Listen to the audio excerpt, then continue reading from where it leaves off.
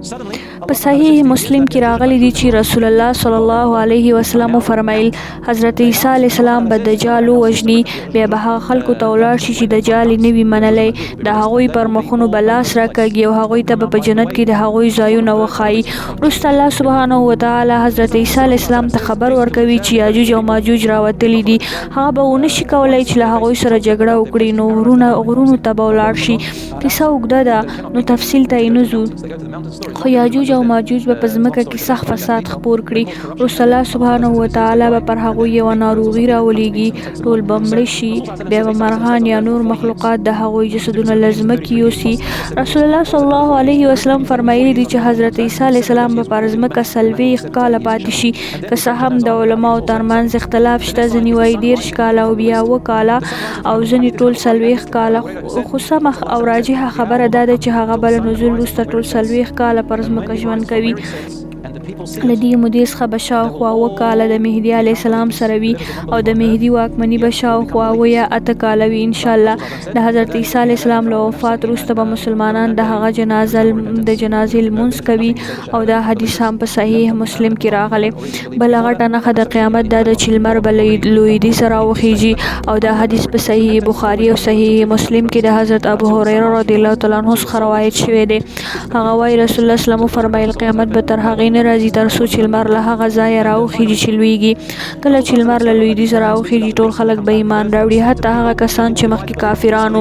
خو رسول الله صلی الله علیه وسلم فرمایلي دي چې په همغه ورځ به نور توبه نه قبلیږي. که څوک تر هغه وخته پورې چې ایمان نه وي راوړی یا په ایمان کې نیک عمل نه وي کړی نو بیا به ورته هیڅ نفع ونه رسیږي، که څه هم کلمه وایي.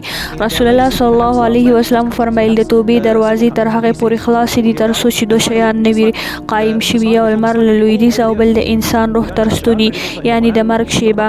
نو د توبې دروازې خلاصې دي تر څو چې موږ ژوندي یو.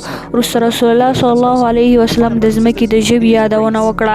قرآن کریم فرمایي چې یو ژوی به له ځمکې راووځي، له خلکو سره به خبرې کوي او مؤمن به له کافر جلا کوي، د جنت خلک به له دوزخیانو څخه بیلوي. له دې پرته به د دې ژبې په اړه نور څه کاره او صحیح معلومات نشته.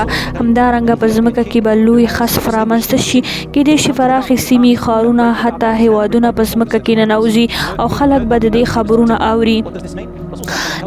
بل نښو نښانو څخه یو دود او لوګی هم دی چې په اسمان او ځمکه دواړو کې به چې دی دا دود او لوګی راوخیږي، که څه هم د دې دقیق تفصیل نه دی معلوم، قرآن کریم یې یادونه کړې ده. همدارنګه رسول الله صلی الله علیه وسلم فرمایل چې خلک به بیرته د بوتانو عبادت ته ستانه شي، لکه لات او عزا چې د اسلام نه مخکې لوی بوتانو. او دا یې هم فرمایلي دي چې کعبه به د یو حبشي پاچا د ذوسویقتین په نوم باندې دی خښته په خښته به کعبه ونړوي. هغه وخت به نور نو هیڅ مؤمن نه وي پاتې چې د کعبې دفاع وکړي.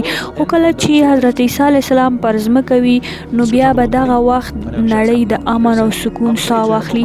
رسول الله صلی الله علیه وسلم فرمایل دي چې زمری او اوښ به سره یو ځای سري، ماشومان به له مارانو سره لوبې کوي، هیڅ درنده به بل ته زیان نه رسوي. دا ډول بیان د پخوانی کتاب تورات او عهد قدیم کې هم راغلی. وروسته به الله سبحانه وتعالی یو یخ نسیم یا باد راولیږي. دا باد به د هر هغه انسان روح واخلي چې په زړه کې د ایمان یوه ذره هم وي. بیا به یوازې بې ایمانه خلک پاتې شي او نړۍ به تر یو مودې روانه وي تر څو چې پای ومومي. قرآن کریم د قیامت ورځ داسې بیانوي چې الله تعالی به یو فرښته اسرافیل علیه السلام ته امر وکړي چې په شپېلۍ کې پوکې وکړه. په لومړي پوکي سره به ټول مخلوقات په اسمانونو او ځمکو کې مړه شي پرته له هغوی چې الله تعالی یې ژوندي ساتل غواړي.